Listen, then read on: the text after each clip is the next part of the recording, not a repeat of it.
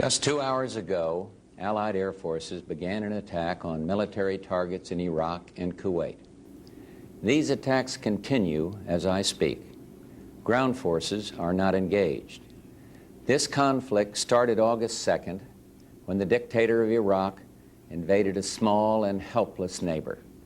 Kuwait, a member of the Arab League and a member of the United Nations, was crushed. Its people brutalized. 5 months ago, Saddam Hussein started this cruel war against Kuwait. Tonight, the battle has been joined.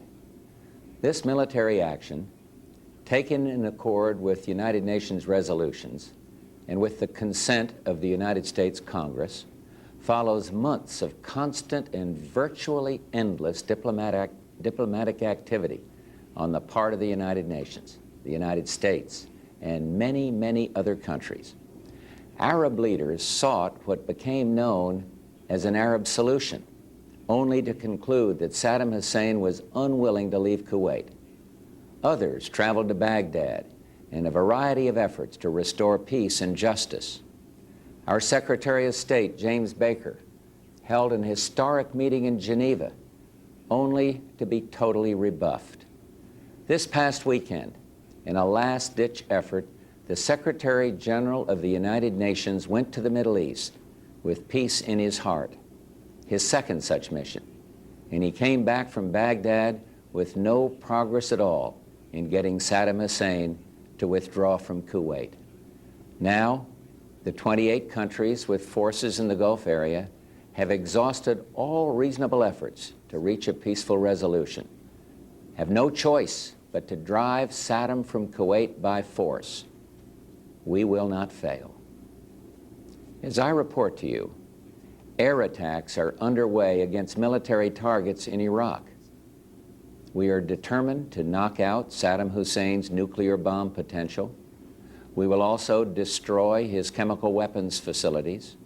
Much of Saddam's artillery and tanks will be destroyed. Our operations are designed to best protect the lives of all the coalition forces by targeting Saddam's vast military arsenal. Initial reports from General Schwarzkopf are that our operations are proceeding according to plan. Our objectives are clear. Saddam Hussein's forces will leave Kuwait. The legitimate government of Kuwait will be restored to its rightful place, and Kuwait will once again be free. Iraq will eventually comply with all relevant United Nations resolutions, and then, when peace is restored, it is our hope that Iraq will live as a peaceful and cooperative member of the family of nations, thus enhancing the security and stability of the Gulf. Some may ask, why act now? Why not wait? The answer is clear. The world could wait no longer. Sanctions, though having some effect, showed no signs of accomplishing their objective. Sanctions were tried for well over 5 months, and we and our allies concluded that sanctions alone would not force Saddam from Kuwait. While the world waited, Saddam Hussein systematically raped, pillaged, and plundered a tiny nation, no threat to his own. He subjected the people of Kuwait to unspeakable atrocities, and among those maimed and murdered, innocent children. While the world waited, Saddam sought to add to the chemical weapons arsenal he now possesses an infinitely more dangerous weapon of mass destruction, a nuclear weapon. And while the world waited, while the world talked peace and withdrawal, Saddam Hussein dug in and moved massive forces into Kuwait.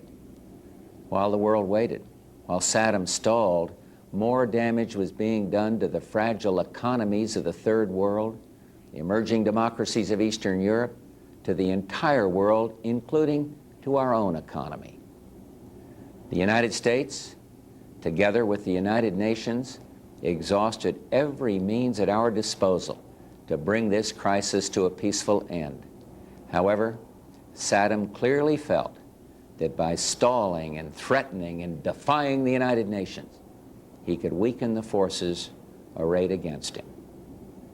While the world waited, Saddam Hussein met every overture of peace with open contempt. While the world prayed for peace, Saddam prepared for war. I had hoped that when the United States Congress, in historic debate, took its resolute action, Saddam would realize he could not prevail and would move out of Kuwait in accord with the United Nations resolutions. He did not do that. Instead, he remained intransigent, certain that time was on his side. Saddam was warned over and over again to comply with the will of the United Nations, leave Kuwait or be driven out. Saddam has arrogantly rejected all warnings.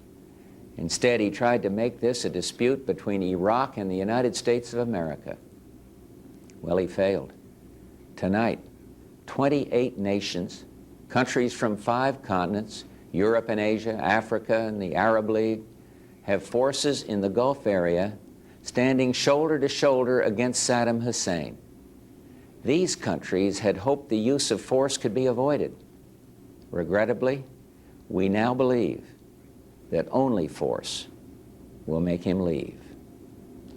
Prior to ordering our forces into battle, I instructed our military commanders to take every necessary step to prevail as quickly as possible and with the greatest degree of protection possible for American and Allied servicemen and women.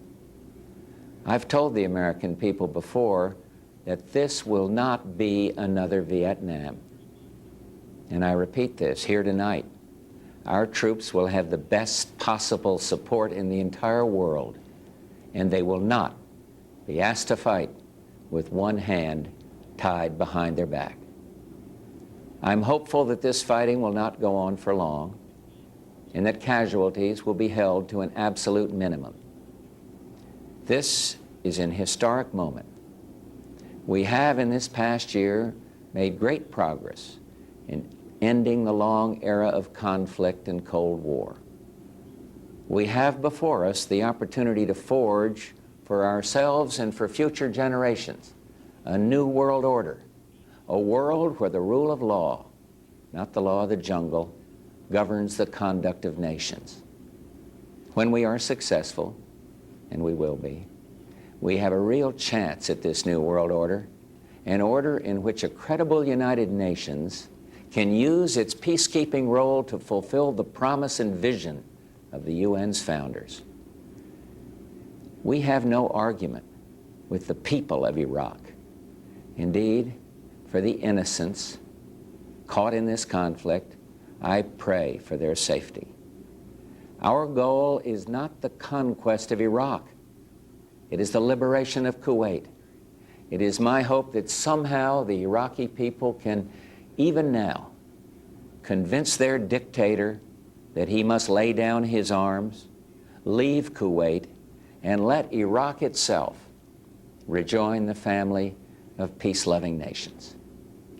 Thomas Paine wrote many years ago, "These are the times that try men's souls." Those well-known words are so very true today.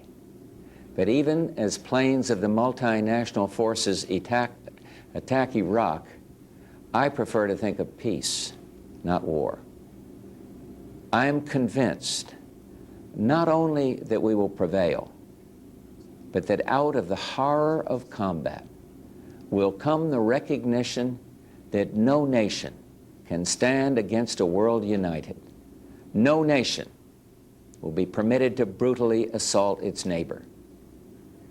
No president can easily commit our sons and daughters to war. They are the nation's finest. Ours is an all-volunteer force, magnificently trained, highly motivated. The troops know why they're there, and listen to what they say, for they've said it better than any president or prime minister ever could. Listen to Hollywood Huddleston, Marine Lance Corporal. He says, "Let's free these people so we can go home and be free again. And he's right. The terrible crimes and tortures committed by Saddam's henchmen against the innocent people of Kuwait are an affront to mankind and a challenge to the freedom of all. Listen to one of our great officers out there, Marine Lieutenant General Walter Boomer. He said, "There are things worth fighting for. A world in which brutality and lawlessness are allowed to go unchecked isn't the kind of world we're going to want to live in." Listen to Master Sergeant J.P. Kendall of the 82nd Airborne. "We're here for more than just the price of a gallon of gas. What we're doing is going to chart the future of the world for the next 100 years. It's better to deal with this guy now than 5 years from now."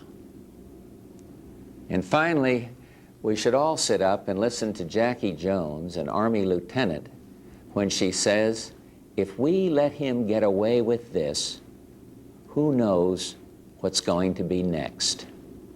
I've called upon Hollywood and Walter and JP and Jackie and all their courageous comrades in arms to do what must be done.